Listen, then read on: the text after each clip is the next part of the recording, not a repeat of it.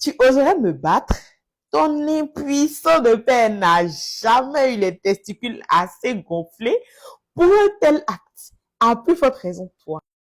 Imagine, tu as donné conseil à ton mari par rapport à une situation. Il a appliqué ton conseil, mais ça n'a pas marché comme tu le souhaitais et tout. Et puis, genre, ça crée un autre problème. Et puis, genre, tu t'en veux, tu es là, tu te morfonds. Et j'ai donné un mauvais conseil à mon mari. Et puis, il te répond. Il te dit, en plus d'être belle et délicieuse, tu es pleine de bon sens et tu as une lecture très perspicace des événements.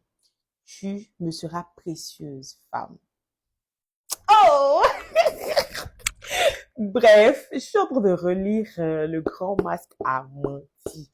Et si je vous dis que je n'aime pas ce livre-là, j'ai menti.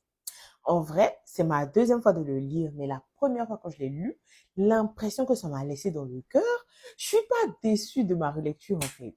Je ne sais pas comment vous expliquer et vous dire que ce livre est une pépite, surtout les dialogues. Les dialogues de ce livre sont... Waouh! Est-ce que je vous ai déjà parlé d'un livre et puis j'étais heureuse comme ça même? Je sais pas, mais en vrai, je peux signer une pétition pour que ce livre-là, non seulement il soit remis en librairie parce que les gens disent qu'ils ne trouvent pas, mais surtout pour que les gens lisent ça. Genre, un Ivoirien, le grand masque a menti. Dans les dialogues, la personne qui me plaît qui me plaît le plus, c'est Kunoa. C'est une marâtre et tout. En fait, elle a des répliques qu'elle te parle là.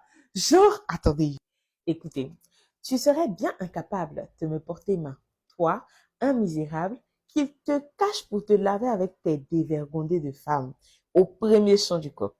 Un minable qui s'enfonce dans les tréfonds de son bédé c'est sa couche en gros, pour manger avec ses traînées d'épouses aux entrecuisses puants d'infidélité. Tu oserais me battre?